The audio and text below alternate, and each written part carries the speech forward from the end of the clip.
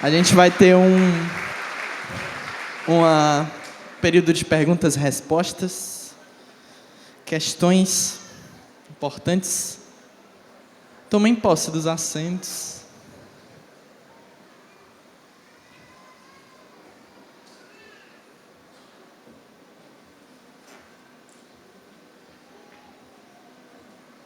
Saulo, né? Sempre sereno, sempre chegando depois.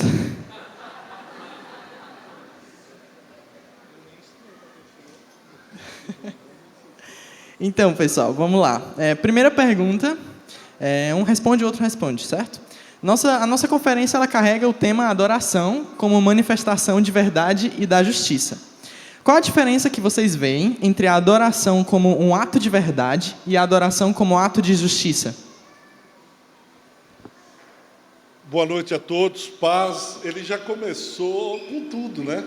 Já começou. A gente faz adoração assim. como ato de verdade, adoração como ato de justiça. Qual a diferença que você vê entre os dois?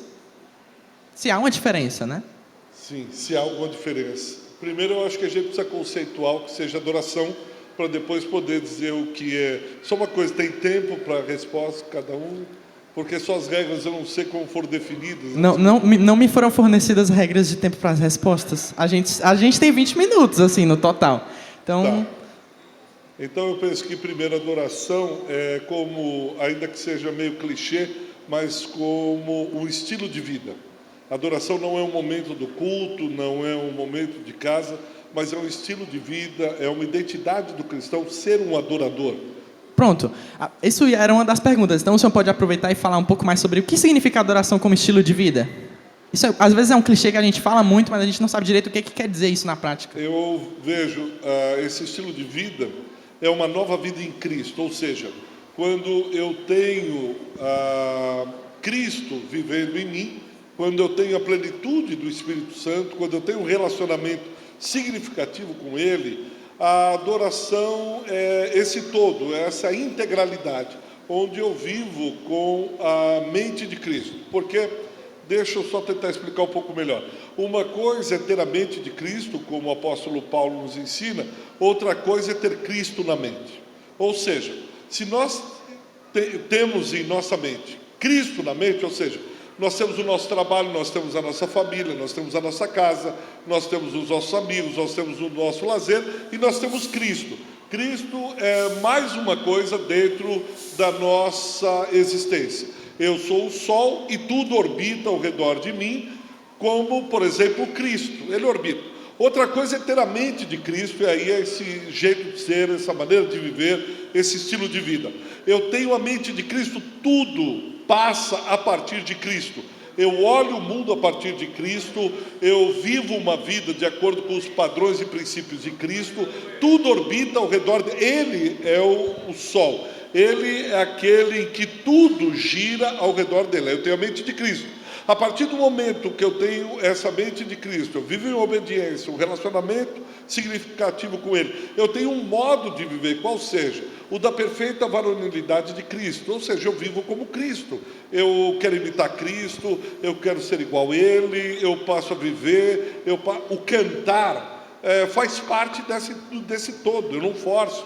Eu não peço, levante a mão, agora bate o pé, gira a cabeça. Não, isso eu vou tendo essa expressão. Por exemplo, eu vi esses irmãos aqui na hora do louvor se expressando com o seu corpo, adorando com o seu corpo. É um estilo de vida. Aí quando eles estão namorando, e eles estão namorando segundo a mente de Cristo, eles estão adorando no seu namoro. Eles estão dormindo, eles estão adorando ao Criador. Eles olham para os céus, eles adoram aquele que o criou. Então isso é um estilo de vida, algo natural. Eu viver de acordo com os padrões e princípios do Evangelho de nosso Senhor Jesus Cristo. Então isso para mim é adoração. E isso se vive em verdade e em espírito. João capítulo 4, Jesus falando com a mulher samaritana. Eu vivo com a verdade. Ele é a verdade. Ao mesmo tempo, a partir dessa verdade, eu pratico a justiça, a equidade, uma balança justa. A minha vida agora passa a ser vivida de acordo com a justiça divina, não mais com uma justiça humana, não mais com uma justiça deturpada, caída, uma justiça a partir dos meus próprios valores, mas agora começo a viver, a andar, a praticar essa justiça. Cristo vivendo, né, na gente. Cristo vivendo em mim, a esperança da glória. Certo. Saulo, tu que tem alguma coisa a acrescentar nessa questão? Da verdade, da justiça, da adoração como estilo de vida? Se não tiver, tudo bem. Tem sim, claro que tem. Claro que tem. Brincadeira. Na verdade, esse conceito, né, são 3 palavras muito grandes, não é? Mas o que eu penso é que o nível de entendimento que nós venhamos ter a respeito daquilo que é verdade, daquilo que é justiça, depende especificamente do nível que nós temos do relacionamento com Deus. Nesse sentido, verdade e justiça se tornam manifestação quando nós temos primeiro uma vida de adoração. E a vida de adoração não significa uma vida de canção, mas a vida mesmo de você deixar que o Criador seja aquele que diga para nós o que é verdadeiro, seja aquele que alimente para nós os nossos valores, e seja aquele que conduza a nossa vida, de uma forma que a gente possa ter uma vida reta, não segundo as virtudes dos homens, mas segundo as virtudes de Deus. Por isso é impossível uma pessoa conhecer a verdade e ter uma vida justa, separado do padrão de Deus, separado de uma vida de adoração. Amém. Próxima pergunta. A gente está na igreja, né, nosso ambiente aqui, e a gente associa muito a adoração com a hora da liturgia. Então, a adoração é a hora em que o pessoal sobe aqui para tocar instrumentos e para cantar. E a gente canta junto, e esse é o momento de adoração. Então, alguns enxergam esse modelo assim como a única forma de adoração que Deus recebe. Então, como a gente pode entender a profundidade da manifestação ou das expressões de adoração, principalmente porque várias nações vão adorar a Deus de maneiras diferentes. Então, você tem culturas cristãs que as pessoas só cantam e elas não tocam instrumentos, ou que elas só dançam e elas não cantam, ou coisas assim. Então, tem várias expressões de adoração. Como é que a gente pode entender essa complexidade de formas de adorar a Deus? A questão da adoração, assim, existe uma adoração que é individual, não é? E existe a nossa adoração como grupo, como igreja, o que a gente pode chamar de congregação, uma adoração congregacional, não é? Uma coisa não substitui a outra. Não é porque eu tenho uma adoração individual que eu não preciso da igreja, e não é porque eu tenho a igreja que eu não preciso ter a minha vida de adoração. Então, na verdade, as duas elas crescem paralelamente. Quanto mais eu conheço a Deus no meu íntimo, mais esse conhecer a Deus vai se manifestar publicamente. Ou quanto mais eu conheço a Deus publicamente, mais aquilo vai me fazer voltar para casa com o meu coração cheio e aquilo não para. Então, nós não temos como separar uma coisa da outra. Os povos se manifestam de maneira diferente, né, em termos de adoração. Vocês sabem que eu trabalho em África, né? E África tem um estilo de adoração e manifestação de louvor extremamente diferente do que a gente está acostumado, né, aqui no Brasil. Então, muitas vezes você vai para um culto africano, nós temos horário para começar e não temos horário para terminar. Às vezes você está ali durante 3, 4 horas cantando, às vezes até a mesma música. Às vezes você está na situação que você pergunta para as pessoas o que é que eles estão cantando, e eles estão cantando um versículo bíblico, e aquilo vai cantando uma vez após a outra, uma vez após a outra, uma vez após a outra, e você pergunta, mas por que isso acontece? Porque você está num contexto em que talvez 70%, 60% das pessoas não sabem ler. Então é uma maneira, a adoração como maneira de aprender o que a Bíblia diz. Então existem várias manifestações de acordo com os povos, né? Adoração como forma de ensino, né? Até de aprender a Bíblia. Didático. Incrível. Eu penso que a gente precisa começar a pensar melhor nos conceitos. Nós temos alguns conceitos que foram cristalizados e que não foram ensinados e a gente reproduz simplesmente, mas sem entender o que aquele conceito quer dizer. Por exemplo, quando a gente fala de vir à igreja não é onde vamos, a igreja é aquilo que somos, é diferente. A igreja não é um lugar reservado aonde nós vamos, igreja é o que somos. Então, quando eu começo a pensar no louvor coletivo, ou na música, ou na adoração coletiva, é quando todas as igrejas, indivíduos, templos se reúnem, adoradores se aglutinam para repartir os seus dons, servir com os seus dons e, a partir daí, na edificação, glorificar o Senhor dessa igreja. Porque quando nós vamos repartindo os nossos dons, quando nós vamos servindo uns aos outros, nós vamos glorificando aquele que nos reuniu, aquele que nos arrebanhou. Isso é igreja, isso é ser igreja. E onde estiverem reunidos, ali o Senhor está presente, ali a adoração, ali a honra, ali a louvor, etc, etc. Então, o primeiro conceito a ser definido é o que nós entendemos por igreja, ser igreja. São adoradores que se reúnem para repartir e servir os seus dons, a fim da edificação mútua, da edificação coletiva.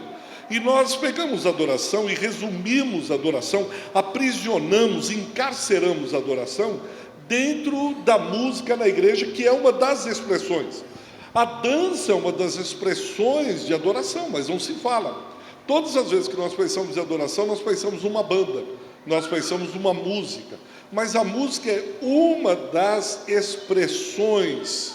Por exemplo, o nosso trabalho, se nós tivéssemos consciência desses conceitos, quando nós estamos trabalhando, e alguém está lá no interior do Ceará, e ele está carpindo, ele está com uma enxada, e alguém pergunta: o que você está fazendo? Ele diz: eu estou adorando ao Senhor.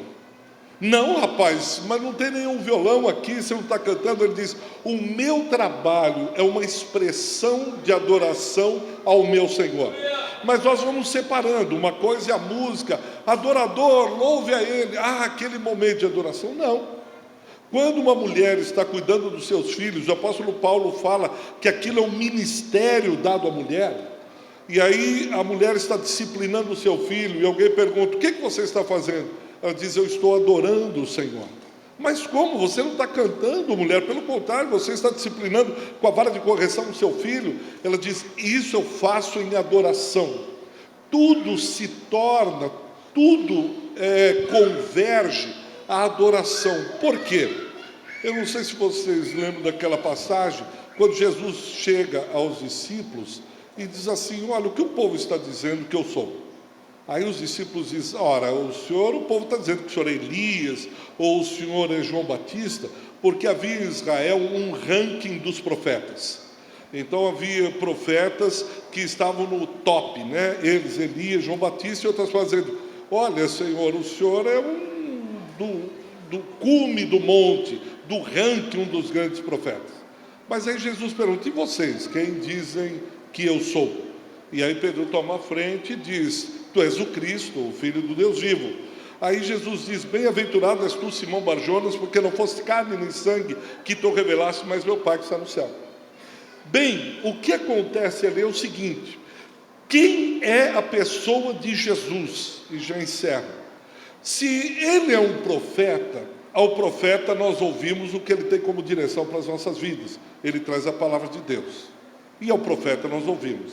Se nós temos Jesus como um mestre, nós aprendemos com ele. Sentamos e dizemos: olha, mestre, nos ensina. Se ele é um grande líder, nós o seguimos. Mas se ele é Deus, nós o adoramos. Se nós entendermos que ele é Deus, não existe outra saída. Se é profeta, ouvimos; se é mestre, aprendemos; se é líder, seguimos. Mas se ele for Deus, nós caímos de joelho e dizemos: adoramos ao Senhor, porque não adoramos a qualquer outro Deus. Adoração é isso. Quando é revelado a nós, como foi revelado a Pedro e aos apóstolos, quem é Deus.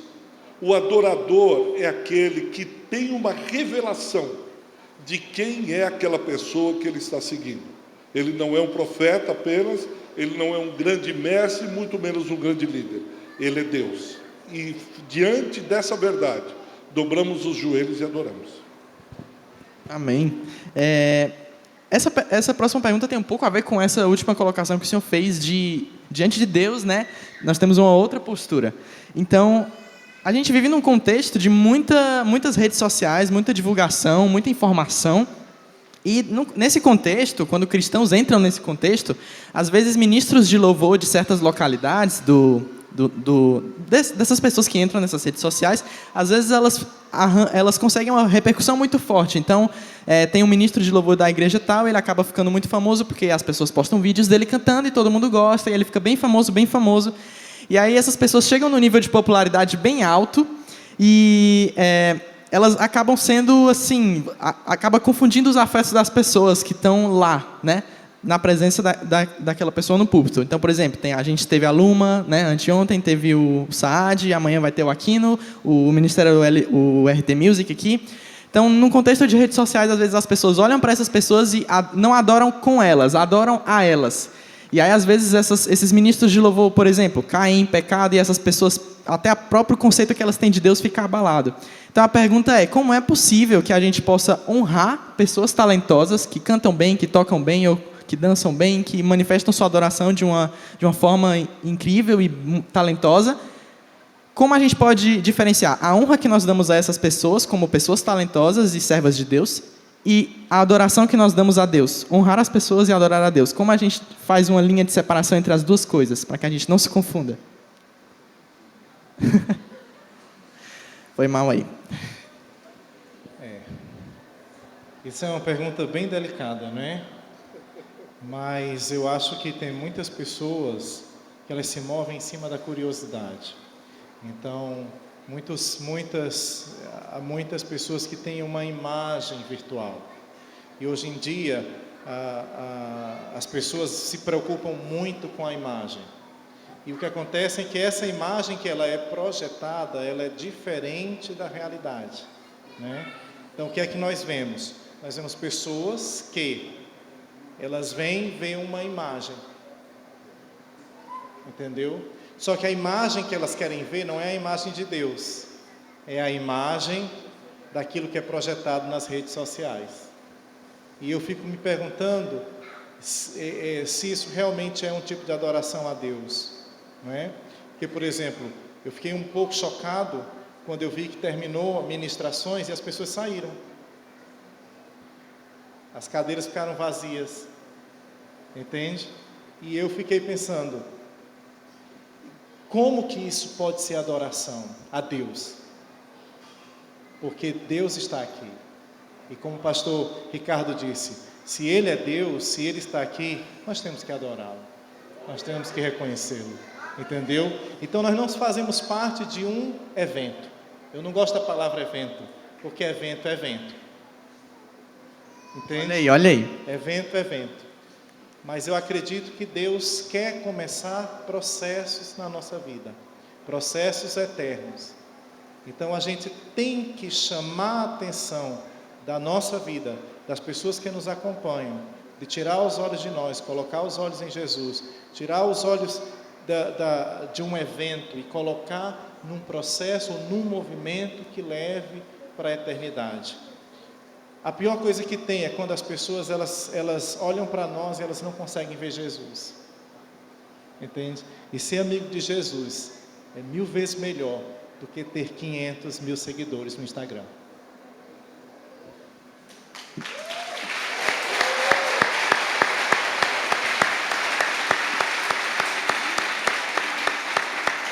Para fechar, a última pergunta. Essa aqui a gente tem exatamente 2 minutos, né? Então vamos lá. É uma pergunta íntima, então, né? Tá. Como vocês conseguem se expressar em adoração a Deus no secreto? Podem responder já. É só isso mesmo. Por exemplo, vocês botam uma música de fundo, você olha para a natureza, você lê a Bíblia e ora, você fica de joelhos, você sai andando. O que é que você faz? Eu faço um café. Porque sem café é impossível agradar a Deus.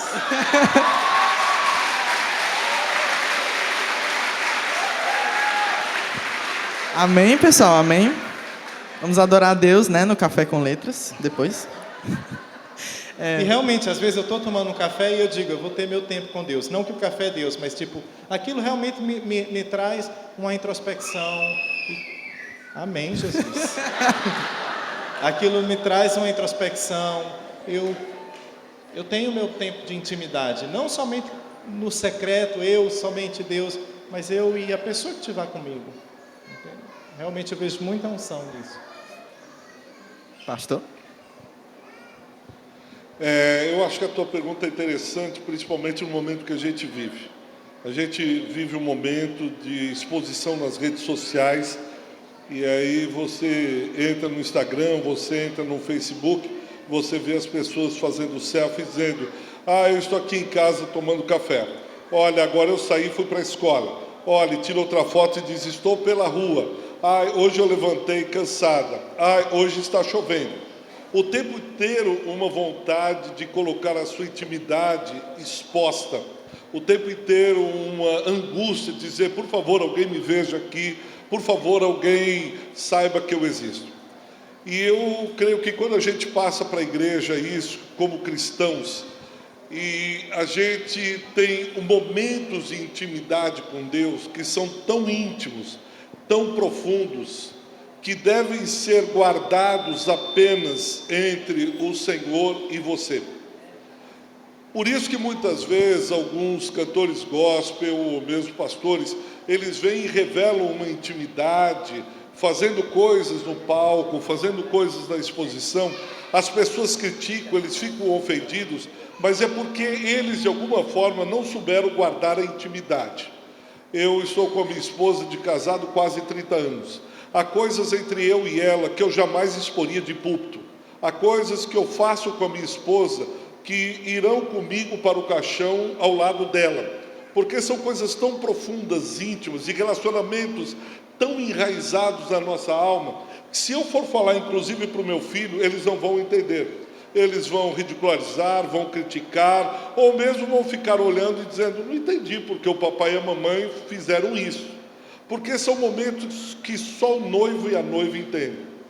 Então a igreja, e eu vejo alguns cometerem esses erros, que algumas coisas que eles fazem no secreto, e porque em secreto o pai te ouve, e porque você faz, ele entende, um entende ao outro, que seria muito arriscado e infantil trazer para o público, trazer para o púlpito, trazer para o Instagram, trazer para o Facebook.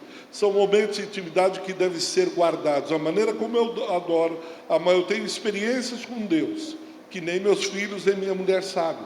Porque são coisas tão profundas entre eu e o noivo, que se eu falar para outra pessoa, ele não vai entender.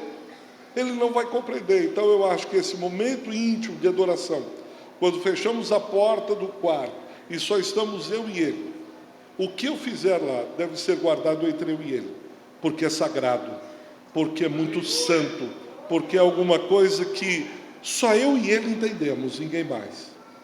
E nós precisamos cuidar para não sermos tentados de que foi uma coisa tão especial, que eu vou para o púlpito e faço do púlpito um divã, e começo a falar porque Deus, a igreja vai olhar, outros vão olhar e vão dizer: esse cara pirou, esse cara está louco. Então esses momentos de intimidade, o que eu faço, se com café, pouca fé, ou com muita fé, sejam guardados na intimidade, porque pertence apenas e tão somente ao noivo e à noiva. Amém. Então, amigos, muito obrigado. Foi rápido, 20 minutos.